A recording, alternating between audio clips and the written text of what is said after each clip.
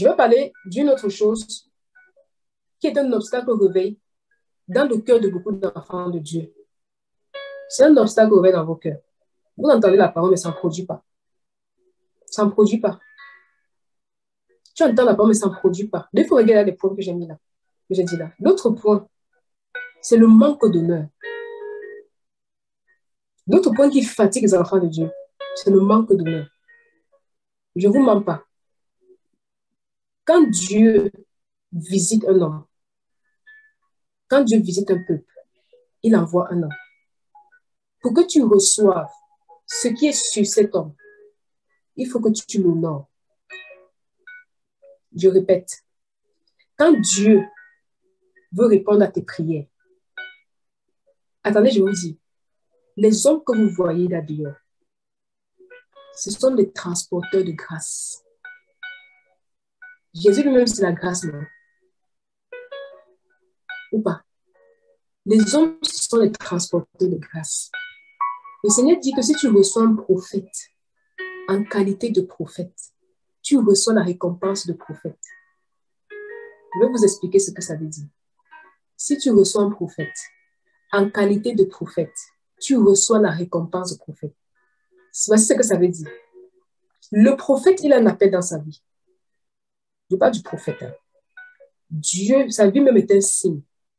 Dieu fait qu'il passe par des moments de jeûne, de prière, de prédication, de recherche de Dieu, de soif de Dieu. Dieu lui impose une façon de se conduire, une façon de marcher, une façon de parler. Dieu lui dit, comme l'a dit Jérémie, je vais t'envoyer vers ce peuple. Tu vas dire tout ce que je vais te dire de dire. Tu ne vas pas laisser un seul mot. Parce que s'il laisse un seul mot, comme il a dit pour la sentinelle, le sang du peuple revient sur lui. Voilà la rigueur dans laquelle le Seigneur place le prophète. Et quand le prophète marche dans cette voie, le prophète reçoit une récompense rattachée à sa consécration, à son appel. Amen. C'est pour ça que Paul disait que Dieu illumine vos yeux de vos cœurs pour que vous voyez l'espérance qui est rattachée à votre vocation, à la vocation de son appel. Il y a une espérance, il y a une espérance, il y a quelque chose, il y a une couronne, il y a une récompense que tu dois voir, que Dieu doit te montrer. Le prophète fait tout ça. Il laisse sa récompense, qui est grande comme ça, sur sa tête. Et le Seigneur dit que si le prophète vient chez toi et que tu le reçois comme un prophète, il dit que je te donne toutes ces récompenses-là. Est-ce qu'on comprend quelque chose? Donc, toi, tu restais comme ça. Depuis que tu manges seulement, lui, il est en train de jeûner. Il donne, le Seigneur le réveil. Le Seigneur lui donne les visions, le pousse à prier, à jeûner. Il maigrit. Dieu dit maintenant, il t'envoie le prophète. Juste parce qu'il dit que prophète, tu le recevoir comme on reçoit un prophète. Dieu dit sa récompense qu'il a eue dans sa consécration. Il dit c'est pour toi. Il aura une récompense de prophète. Beaucoup de personnes, vous croyez qu'on grandit dans l'onction en priant seulement que beaucoup. Depuis les années que tu pries là, tu n'es pas loin trop. C'est parce que tu ne connais pas qu'on honore le Père. Tu ne connais pas ça. On t'a dit que ton Père, c'est ton frère. C'est une demi-vérité. Ton Père dans la foi, c'est ton frère en Christ. Mais dans la foi, c'est ton Père. Dans la foi, c'est ton Père. Si je prends ici, je ne sais pas si j'ai la possibilité. Est-ce que la sœur Eliane est là? Elle est là. Tu peux ouvrir le micro de la sœur Eliane. Eliane Karine. Je vais passer par démonstration de ce que je dis. Parce qu'on enseignait aux fils à ne pas honorer les pères. Voilà pourquoi vous ne grandissez pas. Je vous dis, tu auras beau prier, méditer la parole. Il y a des principes que si tu ne connais pas, tu ne vas pas grandir. Parce que pour que Dieu t'amène à un certain niveau, même dans la croissance, même dans le réveil, il doit t'envoyer quelqu'un. Tu n'auras pas tout seulement dans ton intimité où tu as fléché, Dieu te parle. Dieu va aussi passer par les hommes pour te honte. David était dans l'intimité avec Dieu. Mais le Seigneur a envoyé Samuel le honte. Ce principe reste toujours. Pour dire à Timothée, ne néglige pas le don que tu as reçu par quoi? imposition des mains. Ok, ma soeur Yann, bonsoir. Oui, oui, bonsoir la famille en Tu vas Christ, ça bien? va. Oui, ça va, ma soeur. Mm. Donc, je te pose une question. Toi, tu es converti, Mhm. n'est-ce pas? Oui, oui, Ta maman est convertie, n'est-ce pas? oui. Est-ce que c'est parce que ta mère et toi, vous êtes sœurs en Christ qu'elle n'est plus ta mère à tes yeux? Non, bien sûr. Est-ce que c'est pourtant que tu vas pas lui donner l'honneur d'une mère? Je vais l'honorer, oui. Et même encore plus. Parce que pourtant, vous êtes des sœurs en Christ. Mm, c'est vrai. Amen. Si tu peux fermer Amen. ton micro. Merci. Ce que je vais faire ressortir, c'est que même si ton père dans la foi est ton frère en Christ, tu dois l'honorer. Tu dois le respecter.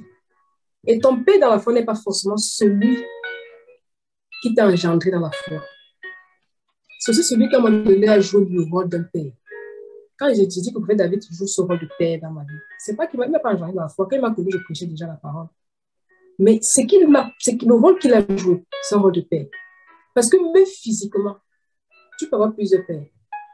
Il y a ton géniteur, il y a ton oncle qui peut être un père, il y a un inconnu qui peut être un père. À un moment donné de ta vie, il t'a envoyé à l'école, il a payé tes cahiers, il t'a soutenu, il a fait ce qu'un père fait. Tu dois aussi l'honorer comme un père. Beaucoup manquent, je vous dis, dans l'assemblée où on était avant, avec mon mari, on avait tourné nous tous. Avec la sonnerie, on est parti honorer le prédicateur qui était là-bas. Parce que là que ton pasteur, c'est ton frère, machin, truc, dans une maison, le père n'est pas le frère. Il faut bien redéfinir les choses. Et c'est dans les ministères comme ça où les gens n'honorent pas beaucoup. Regardez, il y a une certaine croissance que les fils n'ont pas. Et les pères aussi ne sont pas beaucoup honorés. Pourquoi? Parce qu'ils ont appris même à leur fils à les mépriser. Si mon père est un prophète, est un pasteur, je ne vais pas venir lui dire frère. Je vais dire pasteur. Je vais habiller son nom. Ce n'est pas la titrologie, c'est le respect. Je vais habiller son nom.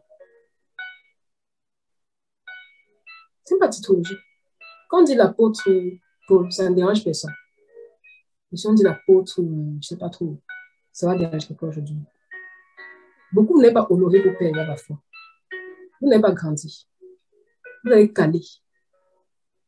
Je vous assure, depuis que moi j'ai appris un autre, j'ai grandi beaucoup. Je vais vous raconter une expérience qui m'est arrivée. Il y a des frères qui aussi jouent ce rôle-là. C'est-à-dire qu'à un moment donné de ma vie, ils ont déclenché quelque chose en moi qu'un père fait. Et je les vois tout comme des frères avec qui on papote. Mais quand le Seigneur commence à m'enseigner sur la Bible, j'ai commencé à les reconsidérer. Mais le prophète David, ici, quand je lui ai écrit la première fois, je lui ai dit bonjour frère. Je ne vais pas l'appeler forcément padre parce que j'aime l'appeler padre. Je voulais pas encore, j'étais encore dans cette mentalité-là de on est tous frères. Et je disais toujours à une de mes soeurs qui est connectée là, je disais toujours quand je considère le prophète David, c'est pas un frère, c'est un père. Parce que tu peux confirmer les commentaires. Je dis, quand je le considère, ce n'est pas un frère, c'est un père. Je n'ai plus jamais appelé frère. Je n'ai plus jamais appelé frère. Donc, ces frères-ci-là, je les considère toujours, non, on s'appelle tout ça. Mais quand je regarde ce qu'ils ont fait à un moment donné dans ma vie, quand j'ai considéré le manteau qui est dans leur vie, je m'appelle, à un moment donné, j'étais assez frustrée par ma vie de prière. Je voulais passer à autre chose. J'avais dit au Seigneur, c'est le moment où je faisais même des choses. J'ai dit, Seigneur, si tu ne m'as pas ma vie de prière, même pour moi, je vais arrêter. Parce que je ne vais pas venir mentir les autres. Et les gens qui sont ici connaissent, mes frères qui ont ici en Belgique, ils connaissent mes principes. Si Dieu m'enseigne quelque chose, tant que je n'ai pas mis en application, je ne partage pas. Si je partage, c'est que ça a glissé de ma bouche. Elles savent. Si quelqu'un dit, il faut confirmer.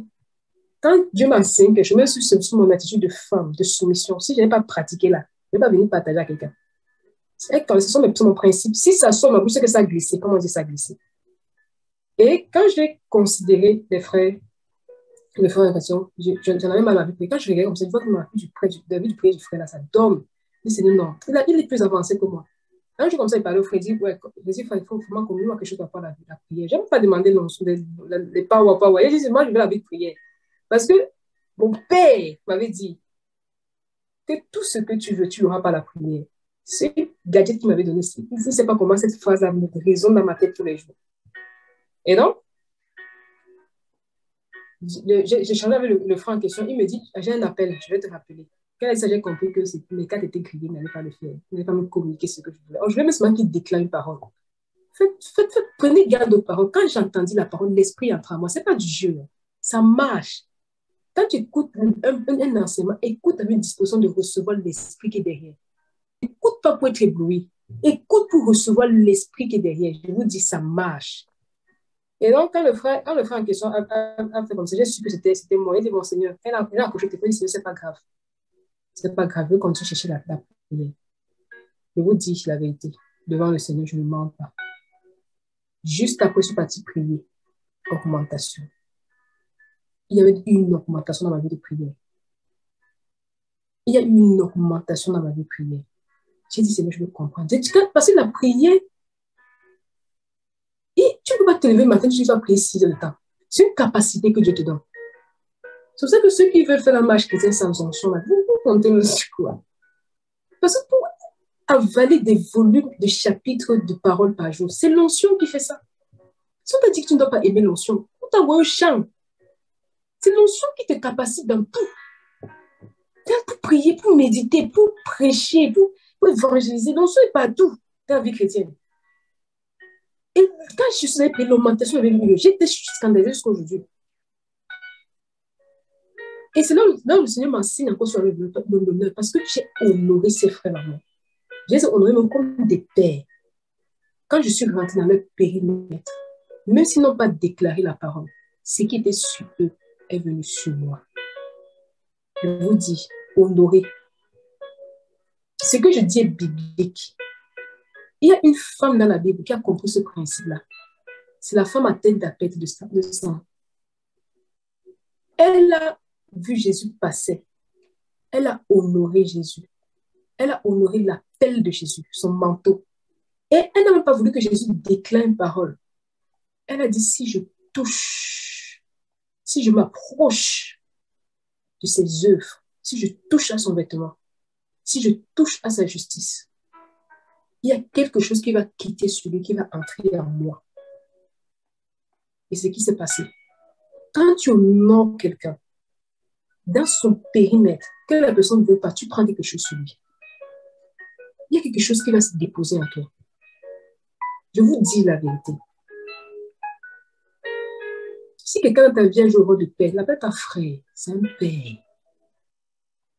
Même si tu es t'énerves, il y a une parole de Joshua Selman qui m'a toujours plu. Il dit, as painful it is, honor your spiritual father. As painful it is, même si ça te fait mal n'importe comment, honore ton père dans la foi. Il dit, mais ça te fait mal, même si c'est qu'il est n'importe comment là. Si tu reconnais que Dieu t'a engendré par lui là, il faut l'honorer. Sinon, tu vas bloquer à un moment donné. La loi de l'honneur. Même si c'est ton ami avec qui vous avez joué des billes, lorsque Dieu l'amène à un certain niveau et qu'il joue ce rôle dans ta vie, ce n'est plus ton ami, c'est ton père. Même si c'est ton petit frère, même si c'est ta petite soeur, c'est ton père. Je ne sais pas si on comprend un peu. C'est ton père, ce n'est pas ton ami. C'est ton père, c'est ta mère. La personne joue ce rôle, tu nourris. Tu dois l'honorer comme ça. Même si tu n'appelles pas maman, donne le respect d'une mère, d'un père dans la foi. Parce que on vous a appris à ne pas honorer les gens. Voilà pourquoi tu ne grandis pas. Donc, ce que je dis est très biblique. Permettez-moi de cimenter ça et de casser le déshonneur dans le cœur des gens. C'est pour ça que c'est un père d'avoir papa. Ouais, c'est papalogie. Non, c'est l'honneur. Ton père physique avec papa, ça ne dérange pas Dieu. Dieu n'est pas dérangé parce que Paul a dit à Timothée, tu es mon fils dans la foi. Et que Timothée va dire à Paul, tu es mon père dans la foi. Dieu n'a pas de problème avec ça. Dieu ne faut pas avoir des problèmes que Dieu lui n'a pas. Regardons une chose. Mon papa Clément, s'il te plaît, est-ce que tu peux prendre Matthieu 11. Ok. Je vous le dis en vérité, parmi ceux qui sont nés de femmes, il n'en a point paru de plus grand que Jean-Baptiste. Cependant, le plus petit dans le royaume des cieux est plus grand que lui. Amen. Amen. Ce passage est très bizarre. Le Seigneur dit, parmi tous ceux qui sont nés de femmes, il n'y a pas plus grand que Jean-Baptiste. Je pose la question.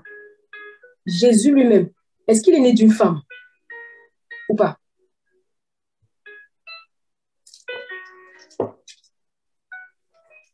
Vous pouvez répondre, ce n'est pas une question piège. Est-ce que vous comprenez? Jésus lui est né d'une femme, mais il va ouvrir sa bouche. Il va dire, parmi ceux qui sont nés d'une femme, il n'y a pas plus grand que Jean-Baptiste. La loi de l'honneur. La loi de l'honneur fait que tu élèves les gens au-dessus de toi. Voilà pourquoi Paul a dit que l'humilité vous fasse regarder les autres étant quoi? Au-dessus de vous. Et quand le Seigneur s'est fait baptiser par Jean-Baptiste, la Bible dit qu'après il a commencé à enseigner en disant répentez-vous, le royaume des cieux est proche. Il a commencé à prêcher en disant répentez-vous, le royaume des cieux est proche. Pourquoi? Parce que quand il est venu se faire baptiser par Jean-Baptiste, voilà ce qui s'est passé spirituellement. Il a honoré Jean-Baptiste et son ministère. Ce qui était sur Jean-Baptiste est venu sur lui. Il a reçu le message que Jean-Baptiste avait reçu pour le réveil en son temps. Il y a des stratégies pour grandir. Si tu ne connais pas, tu crois que tu as tout par la prière. Tu vas venir, tu vas mépriser les gens. Tu vas voir celui qui est ton conducteur, celui de maison, tout ça. Tu vas le mépriser. Tu vas dire qu'il fait des bêtises, il fait des trucs. On ne parle pas d'un leader spirituel comme ça. On ne parle pas comme ça. Parce que c'est le gars qui se consacre. C'est le gars que Dieu presse. Et quand le Seigneur voit comment il se consacre, et il voit comment toi, tu manges, tu blagues, tu viens parler de lui comme ça, tu t'attires des condamnations. Il faut avoir la crainte. On ne nous a pas appris la loi sur le là. Je vous dis, il faut honorer. Honore celui qui te donne à manger spirituellement. Honore-le. Honore-le. S'il a des faiblesses, moi, si je veux parler de quelque chose au prophète David, je vais prier. Ne venez pas comme ça matin, je vais lui parler. Là, tu sais, dis pas ici, il y a un truc que tu peux changer. Est-ce qu'il y a un truc que tu veux? Je ne fais pas ça. Je n'ai jamais fait ça. Pourtant, on a une relation très, très amicale même. Mais je rentre dans tous les domaines de sa vie. Mais je ne peux pas me lever comme ça matin, je vais lui parler comme ça, non. Je prie. Si mon mari il peut témoigner. Je prie pendant parfois des mois. Et quand je viens lui parler, je me mets à ma place. Dieu est juste. Dieu est juste. Tu ne peux pas blaguer comme ça et sortir impuni.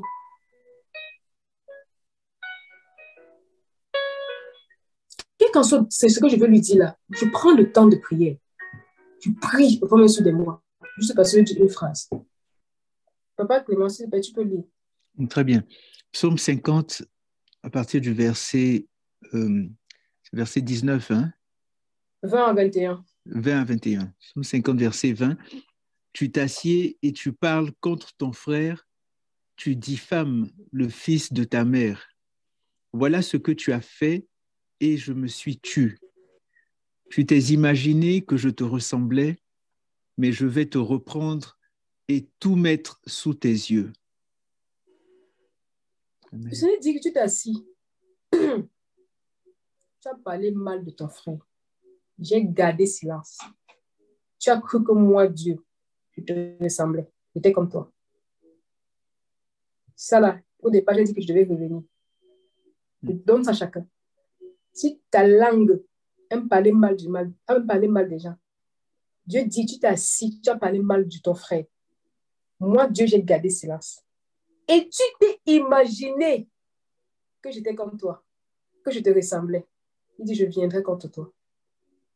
Amen. Il faut se débarrasser des choses qui nous saoulent. Le Seigneur dit, vous êtes heureux si vous savez ces choses, pourvu que vous les mettez en pratique.